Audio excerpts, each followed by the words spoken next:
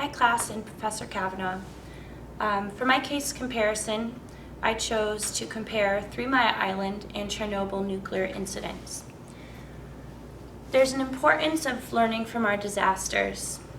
We need to know what we did wrong, what happened, how we can fix it, and how we can move forward with training and emergency preparedness.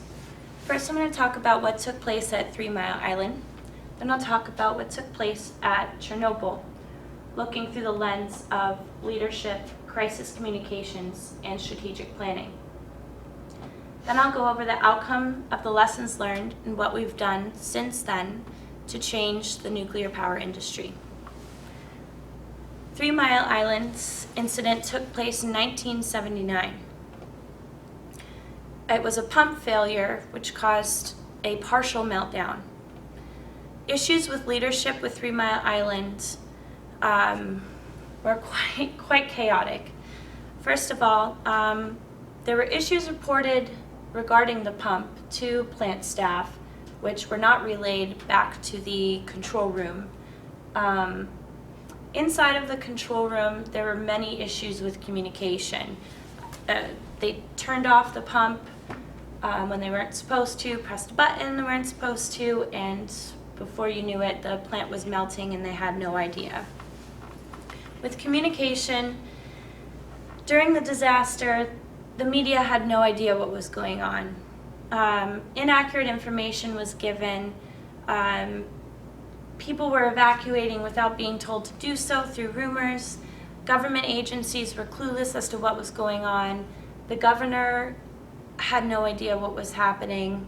There wasn't a designated speaker. Eventually, Jack Irvine was appointed as the PIO when he had absolutely no experience as a public speaker. When giving his press briefings, he was actually quite blunt, quoting, "I don't know why we need to tell you each and everything we do," to a scared population. And he also said, "Everything is under control. There is and never was danger to public health and safety. There was a small release of radiation to the environment. All safety equipment operated properly, and there's no increase of normal radiation." All false statements. The communication got so bad that the President of the United States had to fly into a nuclear plant, expose himself to radiation just to understand what was going on, because he couldn't get it out of the governor, out of the media, out of Jack Irvine. The plant itself was trying to cover up whatever was happening inside and had absolutely no plan of telling the public what to do. The evacuations led to hysteria and a lot of mental issues with the population afterwards. When it came to a strategic plan, there wasn't a plan. There was no plan in place for notification, for evacuation. Eventually, women, children, and pregnant women were evacuated, which sparked a mass evacuation, which made it so that nobody could evacuate. Moving on to Chernobyl.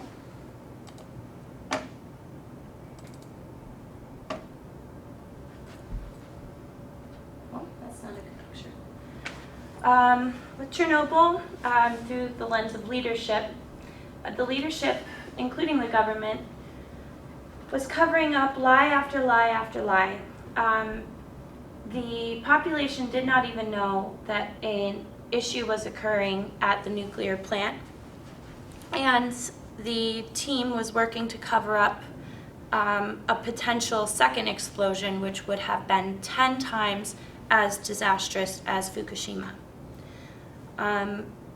Leadership was keeping the radiation leakage from the public, from the media, and just acting like everything was okay. When it came to planning, there was a lack of training on all parts. Firemen and first responders were running into the plant, exposing themselves with no protective gear whatsoever. Over 800,000 people ended up having to expose themselves to radiation in order to secure the area. With communication, false information was given on exposure, no information was given at times, and the public was told that the issue was a routine steam discharge. Overall, leadership, strategic planning, and communication is essential after a disaster to ensure public safety, to help people evacuate, to understand what's going on, and just to keep a general calm tone after disaster. Luckily, we have learned from these disasters. After TMI, in the United States at least, we have implemented new training and exercise programs. We have better plans for communicating. We're constantly planning, annually, if not quarterly, and we have better first responder training. For example, when I discussed the firefighters running into the nuclear plant at Chernobyl without any protection, we now hold first responder training. Our first responder training lets the first responders know that they need to have protective gear on, first of all, bring their measuring equipment with them to make sure it's safe to enter a building, and we let them know when it is safe to respond and when they need to hang back and wait for further instruction. Specifically within DHS FEMA and the Nuclear Regulatory Commission, we've established a great program making sure we have correct leadership, guidance, communications post-disaster. So the Nuclear Regulatory Commission post-TMI was charged with the oversight of commercial power plants, while FEMA was charged with off-site response organization oversight of the surrounding communities, including police, fire, medical, town halls, any type of government within an emergency preparedness zone. Now, our emergency preparedness zones are 10-mile and 50-mile. The 10-mile emergency preparedness zone is where we conduct all of our training and exercise, and the 50-mile plume ingestion pathway is where a plume could go to, but that isn't an area that needs to be evacuated. They could shelter in place if necessary. And here's a map of the Vermont Yankee nuclear power plant, which is now decommissioned, but here is the 10-mile EPZ. So in every city here, we would conduct drills, and the 50-mile EPZ would later be home to a reception center.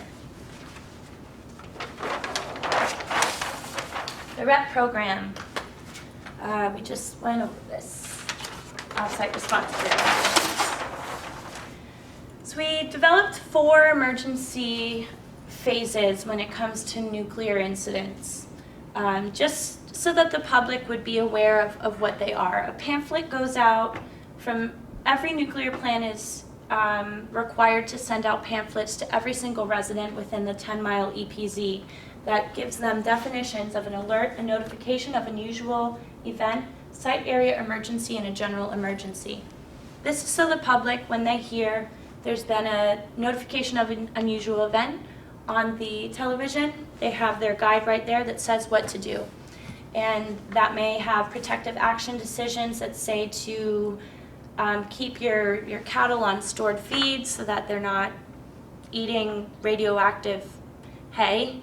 It's also for children to shelter in place at schools so that parents know that they can't all go rushing to the schools to pick up their kids, because then we couldn't have evacuations. So an alert is pretty basic. It means something's happened, maybe inside the control room, maybe a deer entered the gate and sparked an alarm, and we don't know what's going on yet.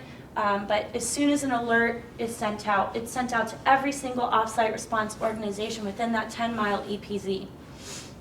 At this point, no one will gather and do an emergency operations center. But if a notification of unusual event does pop up, this is when emergency management directors will, in fact, ask all of their individuals that are part of their ELC to come together just in case it gets to a site area emergency. So this unusual event could be that, hey, nope, it wasn't a deer that actually entered the premise, it was a vehicle that smashed through. If so, then they would see who it was if it was an accident. If it wasn't an accident, that would become a site area emergency. So at this point, the site area emergency will be declared by the utility, sent to the 10-mile EPZ, and then sent out to the public through the media. A site area emergency is dangerous. It's dangerous for those in the plant, but not for those outside of the plant. If there's a danger to the general public, a general emergency will be declared for the 10-mile EPZ, in which evacuations will have to take place. Or shelter in place.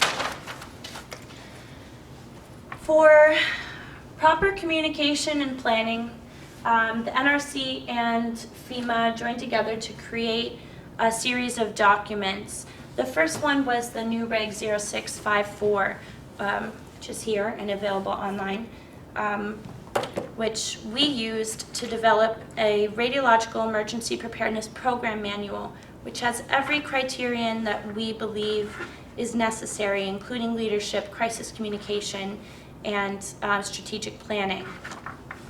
We use this for evaluations, and we update it annually with working groups. So the utility, which is the nuclear plant, they provide funding for all of our preparedness. They provide funding to FEMA for our REP programs, so we are actually not funded by taxpayer money. They provide funding to the NRC, to local municipalities for training police officers, for purchasing equipment, for planning and mock and graded exercises. Medical facilities are also granted these fun burnt hands, moulage equipment. As you can see, my legs are hurt. And what we would do with this is stage victims and bring them into a hospital